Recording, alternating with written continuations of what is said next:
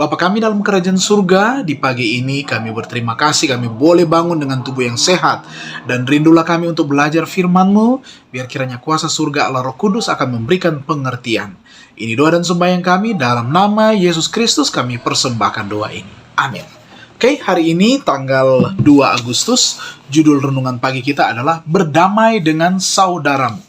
Berdamai dengan saudaramu. Ayat tema, sebab itu jika engkau mempersembahkan persembahanmu di atas mezbah, dan engkau teringat akan sesuatu yang ada di dalam hati saudaramu terhadap engkau, tinggalkanlah persembahanmu di depan mezbah itu, dan pergilah berdamai dahulu dengan saudaramu, lalu kembali untuk mempersembahkan persembahanmu itu. Matius 5 ayat 23 dan ayat 24. Penjelasan, ada pengakuan yang Tuhan minta agar kita lakukan kepada satu sama lain. Jika engkau telah menganiaya saudaramu dengan kata-kata atau perbuatan, engkau harus berdamai dulu dengannya sebelum ibadahmu diterima di surga. Akui kepada mereka yang telah engkau lukai, dan berikan ganti rugi. Hasilkanlah buah-buah pertobatan.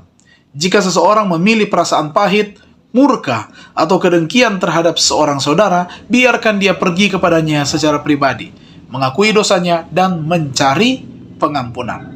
Dari cara Kristus menangani kesalahan, kita dapat belajar pelajaran yang menguntungkan, yang juga dapat diterapkan untuk pekerjaan pengakuan ini.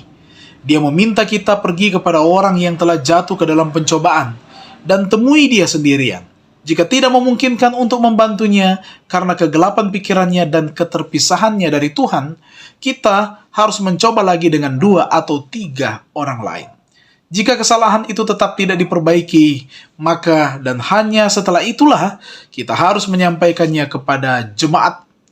Jauh lebih baik jika kesalahan bisa diperbaiki dan luka disembuhkan, tanpa membawa masalah ini ke hadapan seluruh jemaat.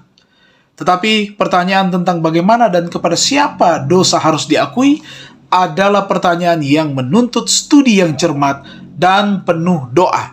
Kita harus mempertimbangkannya dari semua sudut, menimbangnya di hadapan Tuhan, dan mencari penerangan ilahi. Ada kekuatan dan kekekalan dalam apa yang Tuhan kerjakan.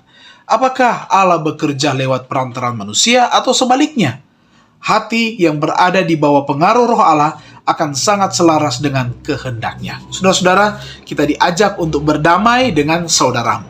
Kita berdamai dulu dengan orang yang kita sudah lukai hatinya, atau sudah kita buat kesalahan kepadanya. Kita berdamai dengan mereka, kemudian kita datang membawa persembahan kepada Tuhan. Kalaupun ada di antara saudaramu yang telah jatuh di dalam pergumulan, dalam kelemahannya, maka kita akan menegur dengan penuh kasih. Kita akan ingatkan dengan sebaiknya, sehingga kita boleh membuat orang tersebut bertobat kepada Tuhan. Tuhan Yesus memberkati kita semua. Mari kita tunduk kepala dan kita berdoa. Bapa di surga, kami bersyukur untuk hari ini Tuhan boleh karuniakan iman yang teguh, kekuatan kepada kami dengan firman Tuhan, yang boleh mengingatkan kami agar kami dapat berdamai dahulu dengan saudara kami, atau kami membawa saudara-saudari kami yang terbeban dengan dosa dan pergumulan untuk datang kepada Tuhan dan memohon pertobatan, bahkan juga pengampunan dosa dari Tuhan. Hari yang baru ini kami serahkan lagi kehidupan kami dan seluruh kegiatan pekerjaan kami ke dalam tangan kasih Tuhan. Yang sakit, untuk saudara-saudari kami yang dirawat di rumah sakit ataupun di rumah sendiri, mereka akan disembuhkan. Yang lemah dikuatkan, yang mengalami duka cita, mereka akan dihiburkan. Saudara-saudari kami yang berulang tahun hari ini, kiranya diberkati dengan panjang umur dan kesehatan kekuatan selalu. Semua kami yang sudah beribadah di pagi ini, Tuhan akan limpahkan berkat. Di dalam nama Tuhan Yesus kami persembahkan doa ini. Puji Tuhan. Amin. Tuhan Yesus memberkati kita semua.